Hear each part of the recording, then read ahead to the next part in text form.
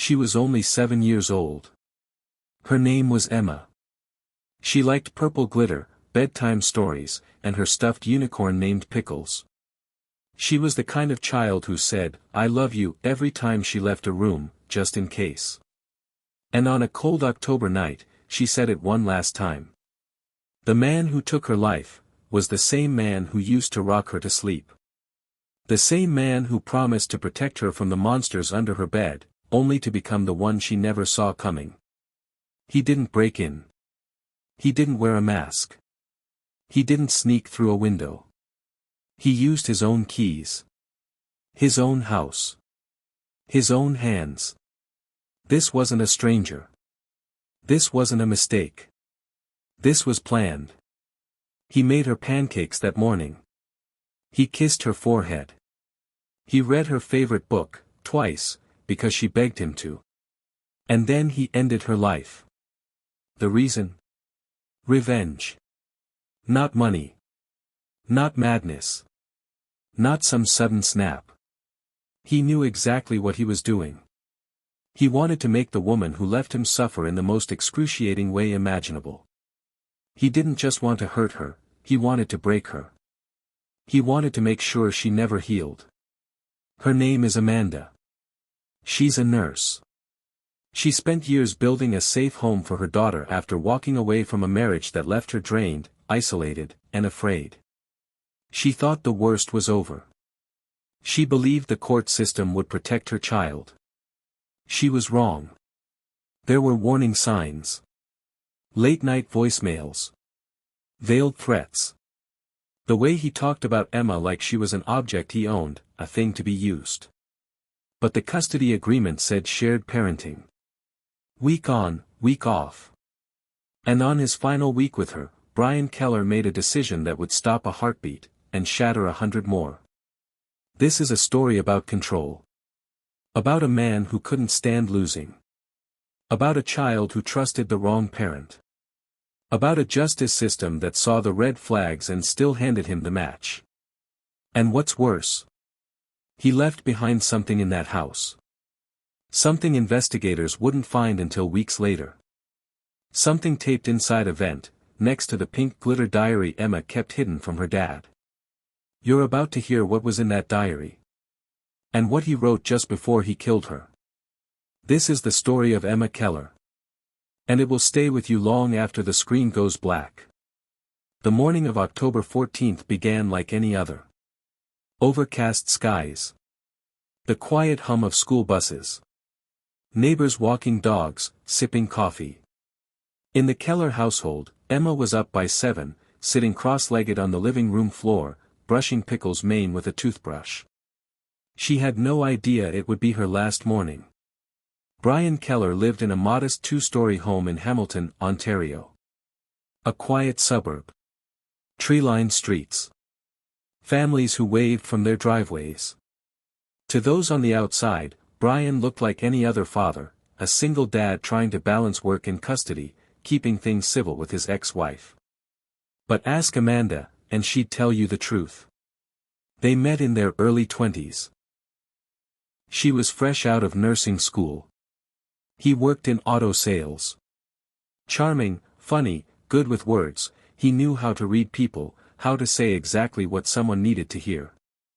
In the beginning, it felt like love. But soon, he changed. It started with small things. Criticisms wrapped in compliments. Controlling the money. Reading her texts. Making her feel guilty for working late, accusing her of things she never did. And every time she pulled away, he'd do something kind, flowers, a handwritten note, promises he never kept. When Emma was born, Amanda hoped things would get better. They didn't. She stayed longer than she should have. Like so many women do. Because of the child. Because of hope. Because fear wears you down in layers, until you forget who you were before you started apologizing for things that weren't your fault. Eventually, she left. Emma was 5. Amanda filed for full custody, but Brian fought it. In court, he smiled. He wore a navy suit. He spoke respectfully. He showed up with birthday cards, report cards, proof of child support. To the judge, he looked like a good dad. And the law believed him. They were granted 50-50 custody. 1 week on, 1 week off. Amanda cried in the parking lot that day. Not because she lost. But because she knew what Brian was capable of. And now, he had legal access to their daughter. At first, things were civil. Drop-offs happened on time. Emma seemed okay. But then came the comments. Emma telling her mom, "Daddy says you lie." Emma asking why her mom didn't love her dad anymore. Emma waking up from nightmares she couldn't explain. Amanda kept records. She contacted lawyers. She begged the court to revisit the arrangement. But nothing changed. Then came the drawings. In one, Emma drew her house, her mom, and a small pink heart above their heads. In the other, she drew her dad standing alone.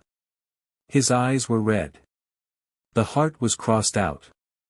Amanda showed it to a therapist. They started sessions. Slowly, Emma began to open up. "Daddy gets sad," she said. "Sometimes he cries in the dark. Sometimes he talks to himself. He says Mommy hurt him." Still, nothing changed. On the morning of October 14th, Amanda kissed her daughter goodbye. She gave her an extra hug at the door. Emma left with her pink backpack, her sparkly shoes, and a note folded in her pocket that read, "I love you always. Mom." By nightfall, Emma was gone. Brian's call came at 9:26 p.m. calm. Cold. Measured. "She's not breathing," he told the 911 dispatcher. "I need help." By the time paramedics arrived, it was too late. He claimed she fell. Said she hit her head in the bathtub. But the bruises didn't match his story. The timeline didn't add up. And then there was the footage. Brian had cameras in the house. Installed months earlier. The files were gone when police searched the system. Wiped. But tech forensics recovered fragments. One clip. Time-stamped. Dated. Mute. It showed Brian standing in Emma's room for over 23 minutes. Just standing. Watching. Motionless. She was in her bed. Curled under her unicorn blanket. He never touched her. Never moved. Just stared. That was 2 hours before the 911 call. When police questioned him, he shifted. Said maybe she slipped.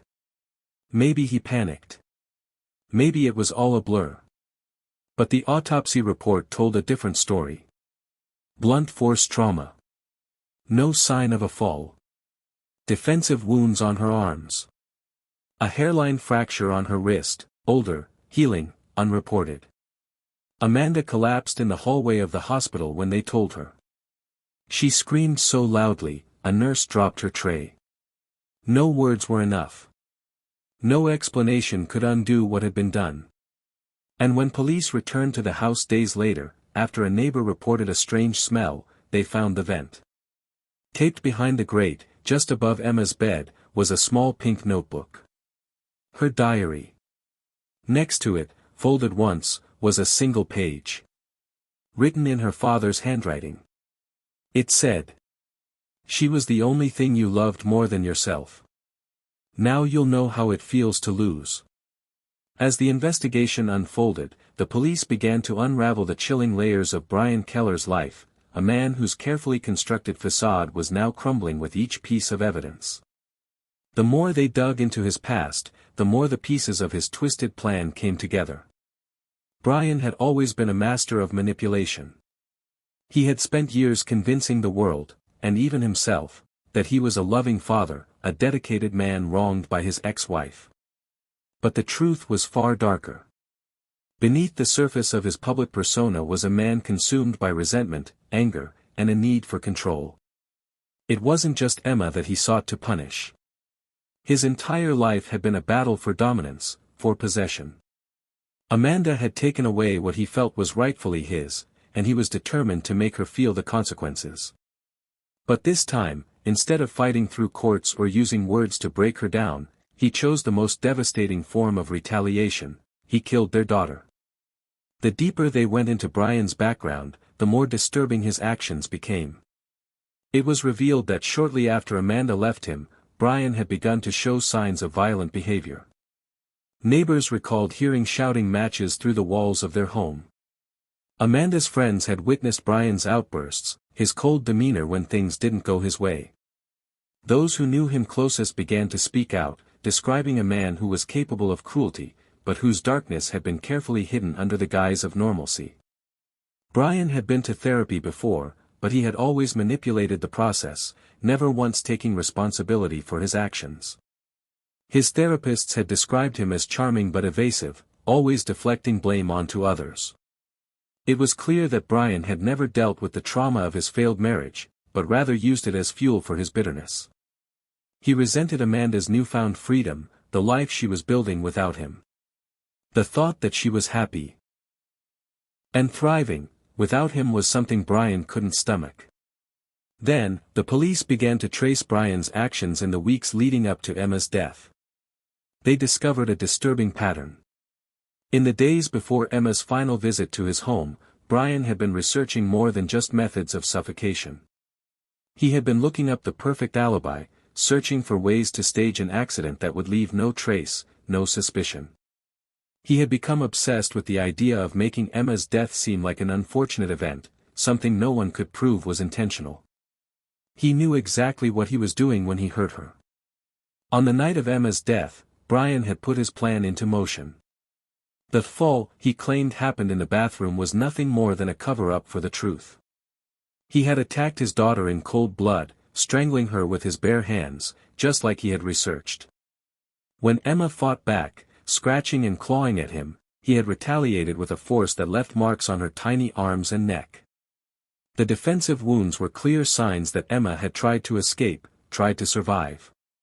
But Brian had overpowered her, silencing her scream in the process.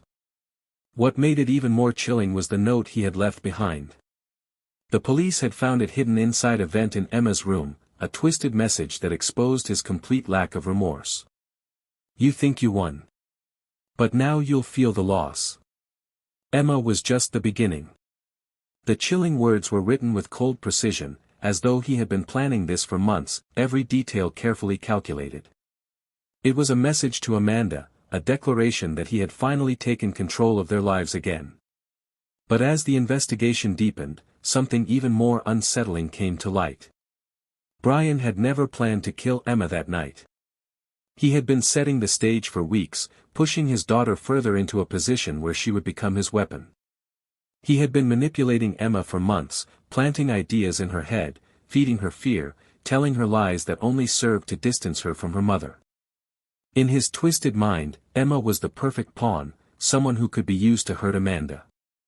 But when Emma showed signs of resistance, when she began to express doubt and fear about going to her father's house, Brian knew it was time to act.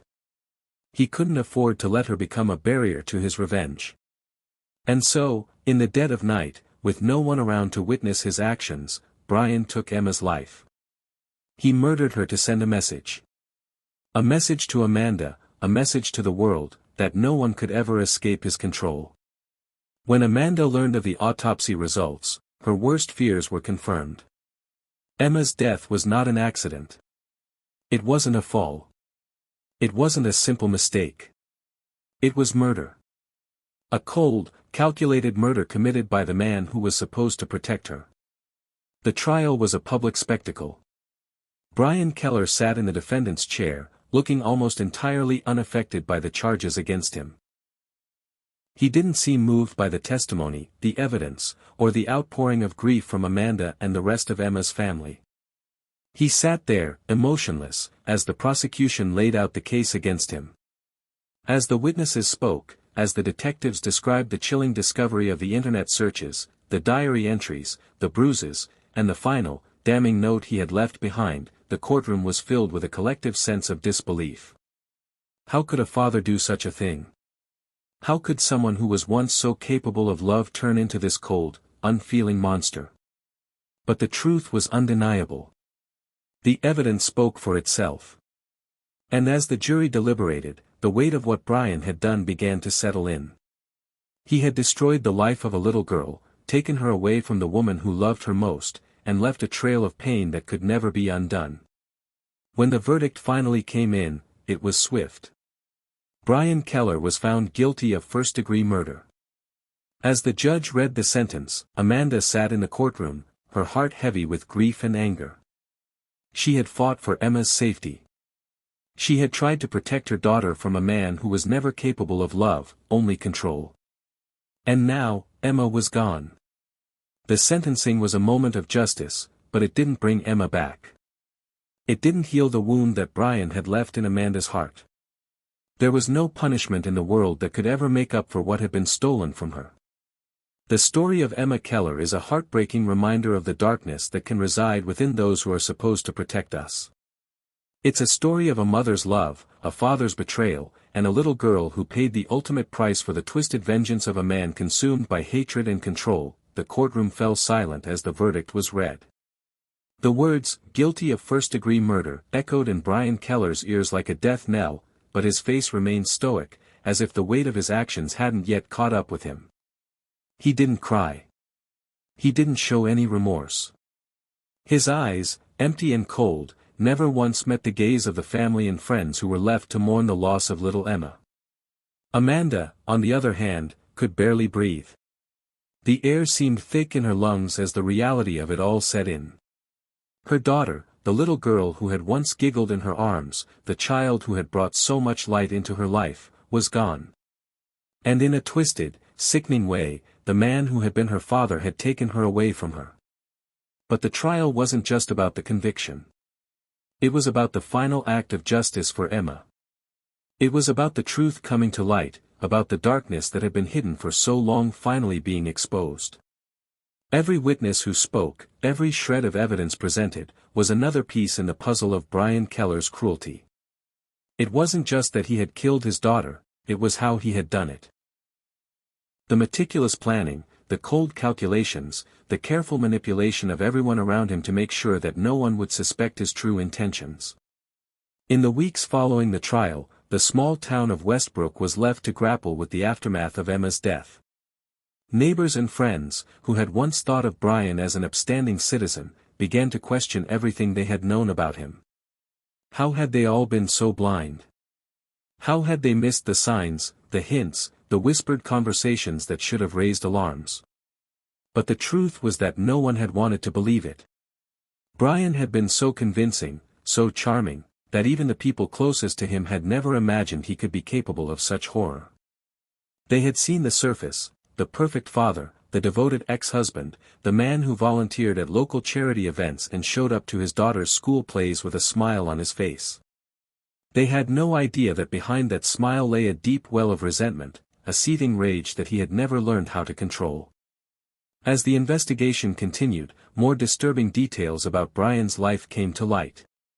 He had been in and out of therapy over the years, but had always managed to charm his way out of any real introspection. His therapists had noted that he never took responsibility for his actions, always shifting the blame to others. He had a history of toxic relationships, failed marriages, and a string of manipulative behavior that spanned decades. Yet, somehow, he had managed to keep up the appearance of a normal, functional person. Amanda, in the months following the trial, found herself haunted by memories of those final weeks with Emma. She thought about the quiet nights when Emma had looked up at her with sad eyes, as though she knew something was wrong but couldn't quite put it into words. Amanda remembered how Emma would hesitate before going to Brian's house, the small frown that would tug at her lips as she kissed her mother goodbye. Now, Amanda couldn't help but replay every moment in her mind, searching for any sign that she had missed something, that she could have done more. But the truth was, Emma had been caught in a war that had nothing to do with her. She was just a pawn in a twisted game between two people who had never understood how to love her in the way she deserved. The media descended on Westbrook in the aftermath of the trial, eager to dissect every detail of the case, to try and make sense of the unthinkable. But there was no making sense of it. No amount of analysis could explain the brutality of a father who would murder his daughter for the sake of his own vengeance. As for Brian, he was sentenced to life in prison without the possibility of parole. But for Amanda, the sentence wasn't enough. It couldn't undo the pain. It couldn't bring Emma back. Every day was a reminder of the hole in her heart, a hole that would never heal. In the years that followed, Amanda tried to rebuild her life, but the scars remained. She moved away from Westbrook, unable to stay in the place where so many memories of Emma were now tainted by the horror of her death. She tried to find peace, but the grief was suffocating, a constant weight on her shoulders. She spoke publicly about her loss, about the dangers of abuse and manipulation, about how a person could hide their true nature behind a mask of normalcy. She wanted to make sure Emma's story wasn't forgotten, that people would remember the little girl who had been taken too soon. Amanda wanted others to know that it wasn't just a case of a custody dispute gone wrong. It was the story of a man who saw his child as a tool for revenge, who took a life simply because he couldn't bear to lose control. But despite her efforts to raise awareness, the world moved on. The case became another tragic story, another headline to be buried beneath the weight of time. People forgot. But Amanda never would. The loss of Emma left an indelible mark on everyone who had known her, but it hit Amanda the hardest. She had been her protector, her mother, the one person Emma should have been able to trust above all others. And now she was left with only memories, memories that would never fade, but would never be enough to heal the pain. Brian, locked away in prison, had nothing left. No family. No friends. No life. He was left to ponder his actions in the cold isolation of his cell. But even in the quiet of his prison, there was no peace. He could never escape the reality of what he had done. And the one person who could have given him solace, Emma, was gone forever. In the end, the story of Emma Keller wasn't just about a tragic loss, it was about the lengths to which a person would go to maintain control, to punish those they felt had wronged them. The years continued to pass. Brian remained in prison, largely forgotten. No visitors. No interviews. Just a man alone with what he had done. As for Amanda, she built a new life. Slowly. Carefully.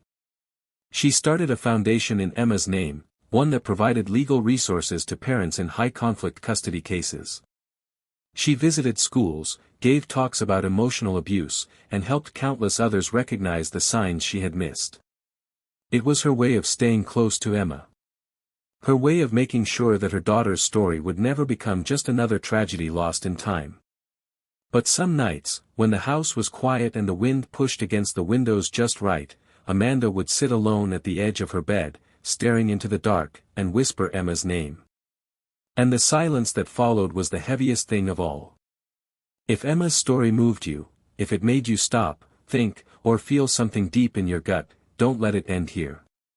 Speak up when you see control masked as love.